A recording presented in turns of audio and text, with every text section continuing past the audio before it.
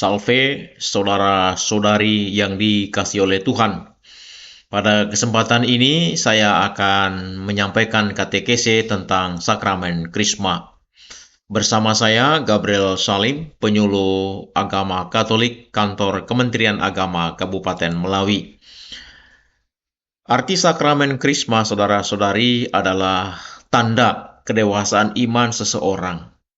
Penerimaan sakramen Krisma melengkapi rahmat pembaptisan dan menyempurnakan inisiasi. Melalui sakramen Krisma, seseorang diikat secara lebih kuat dan sempurna dengan gereja, serta diperkaya dengan daya kekuatan Roh Kudus.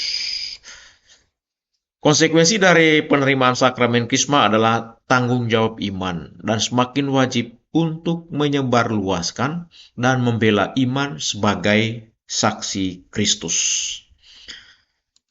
Sakramen Krisma adalah tanggung jawab iman dan semakin wajib untuk menyebarluaskan dan membela iman sebagai saksi Kristus.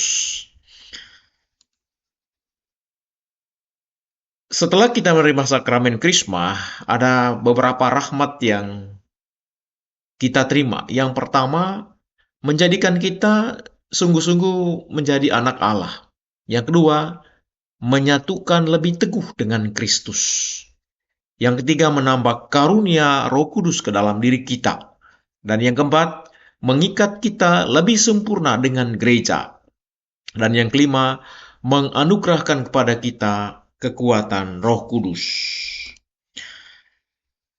Materi dan forma dalam sakramen Krisma adalah yang termasuk materi adalah minyak krisma atau minyak zaitun. Dan formanya adalah semoga dimeterai oleh karunia Roh Kudus.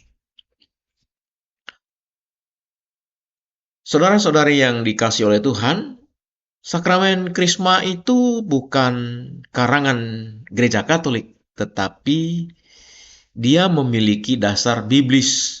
Yang pertama adalah dari Kisah Para Rasul bab 8 ayat 16 sampai 17. Di mana di sana dikatakan, sebab Roh Kudus belum turun di atas orang pun di antara mereka, karena mereka hanya dibaptis dalam nama Tuhan Yesus.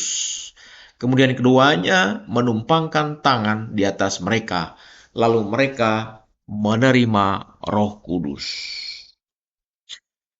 Dan yang kedua, Kisah Para Rasul bab 19 ayat 5 sampai 6.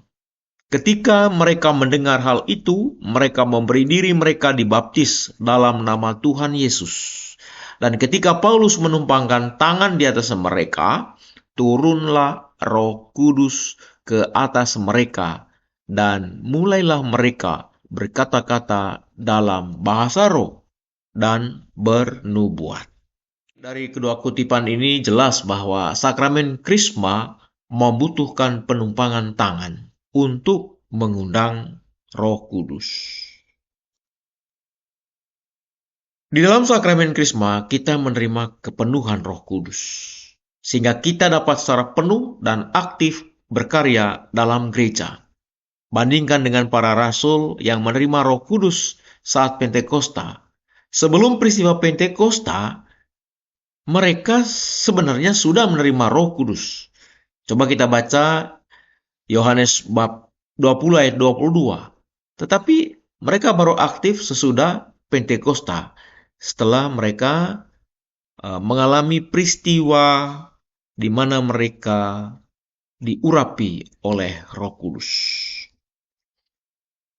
Dalam sakramen Krisma juga ada pengurapan dengan minyak krisma, yang berarti kita sudah menerima krisma, dikuduskan, dikhususkan, dan menerima kuasa untuk melakukan tugas perutusan kita sebagai umat beriman. Demikian juga halnya dengan kita, karena sebenarnya Roh Kudus pun sudah kita terima saat permandian, yaitu roh yang menjadikan kita anak-anak Allah dan yang membersihkan kita dari dosa asal. Lebih jelasnya, lihat tentang sakramen baptis. Itulah disebutkan bahwa sakramen baptis adalah sakramen Paskah dan sakramen Krisma adalah sakramen Pentakosta. Dengan menerima sakramen Krisma, kita menerima Roh Kudus yang merupakan meterai, tanda bahwa kita ini milik Allah. Dengan menerima Krisma, berarti kita dinilai sudah dewasa dalam iman, dilantik menjadi saksi iman, dan terlibat penuh dalam gereja. Saudara-saudari yang terkasih, demikian katekese singkat tentang sakramen Krisma. Semoga dengan memahami apa itu sakramen Krisma, kita pun tergerak untuk mengambil bagian dalam pelayanan gereja. Karena dengan menerima sakramen Krisma, kita sebenarnya dilantik oleh Tuhan untuk menjadi saksi Kristus. Semoga Tuhan memberkati. Sampai jumpa di lain kesempatan. Terima kasih.